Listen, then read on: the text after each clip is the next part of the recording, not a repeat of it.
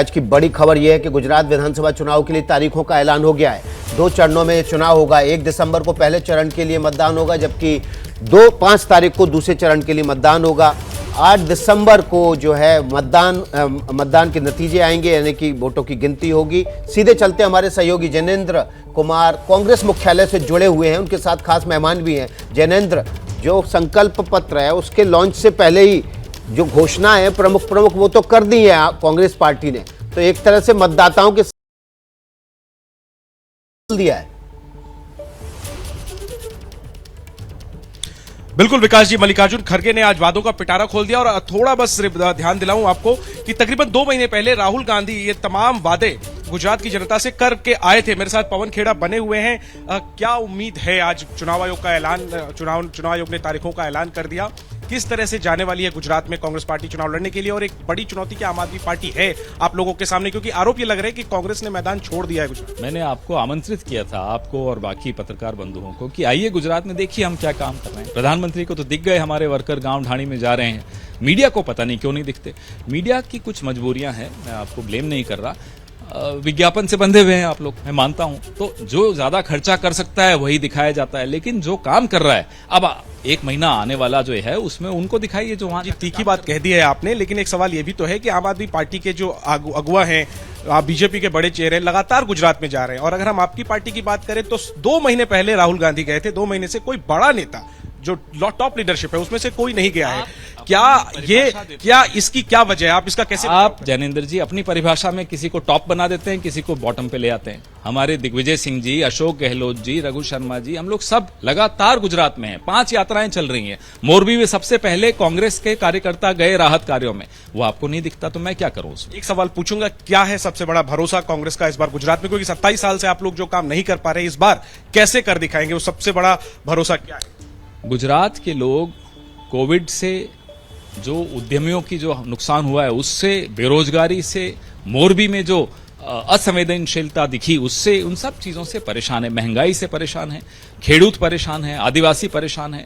उन सबको अब यह भरोसा है कि अब वापस से मौका कांग्रेस को ही देना चाहिए कि जिनको 27 साल इन्होंने दिए, उन्होंने इस कगार पे लाकर गुजरात को खड़ा कर दिया कि आज हर क्षेत्र में तबाही दिखी। आखिरी में पवन जी, आज सुबह कांग्रेस के हैंडल से एक ट्वीट हुआ, चुनाव आयोग को लेकर के एक तंज कसा गया। चुनाव आयोग ने रिप्लाई किया है कांग्रेस के उस ट्वीट का प्रेस कॉन्फ्रेंस में और कहा है कि चुनाव से पहले ये नकारात्मकता फैलाने की कोशिश है। और कहीं ना कहीं चुनाव आयोग ने आपत्ति जताई। एक न्यू इंडिया का एक नया दौर है कि जहां किसी से सवाल पूछो तो कहते साहब आप नेगेटिव हो रहे हो, आप जवाब दो ना।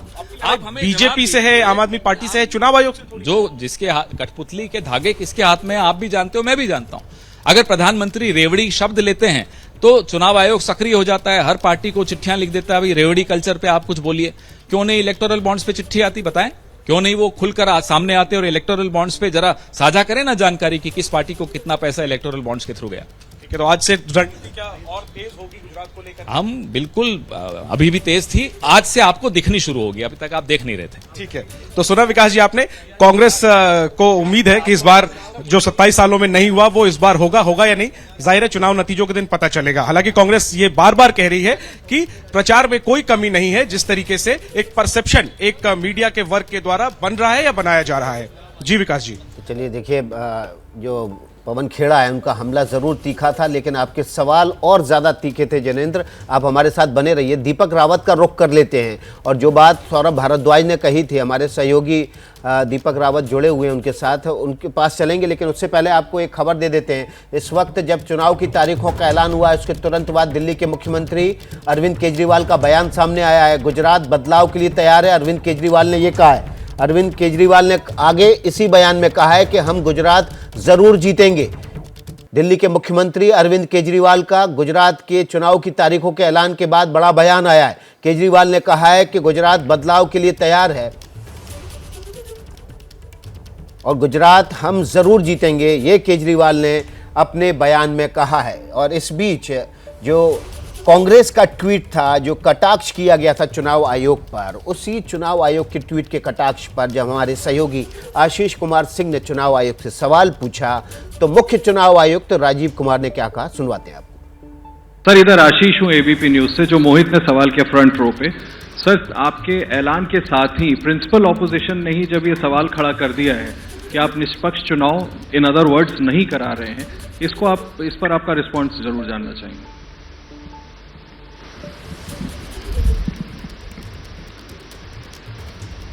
बड़े इंपॉर्टेंट क्वेश्चंस हैं जो आपने दोनों मुझसे पूछे हैं, और अगर निष्पक्षता कमीशन की और इंडिपेंडेंस, इस पर मैं आपको संतोषपूर्वक जवाब नहीं दे पाया तो ये हमारे ऊपर ही एक डाउट होगा। Actions and outcomes actually speaks louder than words. तो मैं आपको कितना भी बोल के समझाने की कोशिश करूं, उससे ज्यादा जरूरी यह है कि हमारे जो एक्शंस हैं और जो हमारे रिजल्ट्स आते हैं वो सही हैं कि है नहीं। अगर हम ये कहते हैं कि हमारे रिजल्ट सही नहीं है जो निकल के आते हैं, तो संभवतः ये इंडियन वोटर का बहुत बड़ा अपमान है। Elections after elections since the country has got independent, large number 14-15 large number of assembly elections, results have shown that at times those who are critical of the commission have got surprising results. I don't want to go into details as to how many times it has happened, लेकिन जो भी party किसी भी कारण से या जो भी कैंडिडेट किसी भी कारण से कुछ सवाल उठाते रहे हैं, जब रिजल्ट आए तो उनको मालूम हुआ अरे ये तो सवाल मुझे नहीं उठाना चाहिए था, ये तो मेरे फेवर में ही रिजल्ट आ गया। हमारे पास इंस्टेंसेज हैं कि चुनाव शुरू होने से पहले लंबी लंबी चिट्ठियां आती हैं कि ईवीएम मशीन्स खराब हैं, इनको बदल दीजिए, तो वही ईवीएम मशीन उसी पार्टी को जिता देती है। फिर वो प्रश्न बंद हो जाते हैं, फिर वो रिजल्ट एक्सेप्ट हो जाता है। सो चुनाव आयोग की निष्पक्षता, चुनाव आयोग की धारणा, और मैं इसमें कहना चाहूंगा हमारे लिए नई बात नहीं है, ये एक लीगेसी है, और ये इतनी प्राउड लीगेसी है इस कंट्री की, जितने भी पूर्व के, आज तो चुनाव आयोग बना नहीं है, जितने भी रिजल्ट्स हमारे पूर्ववर्तियों ने दिए हैं, ये उसी। तो चुनाव आयोग ने पलटवार किया है कांग्रेस के इस ट्वीट पर, जिसमें कटाक्ष किया गया था निष्पक्ष चुनाव को लेकर। जैसे ही घड़ी का काटा दोपहर 2:30 पे आए, बबीता जी का दिल सास बहू साजिश के लिए मचल जाए।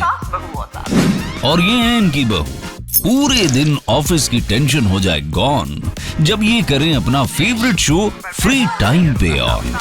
इनकी तरह आप भी देखें अपना फेवरेट शो अपने टाइम पर और डाउनलोड कीजिए एबीपी लाइव ऐप अपने स्मार्ट टीवी पर।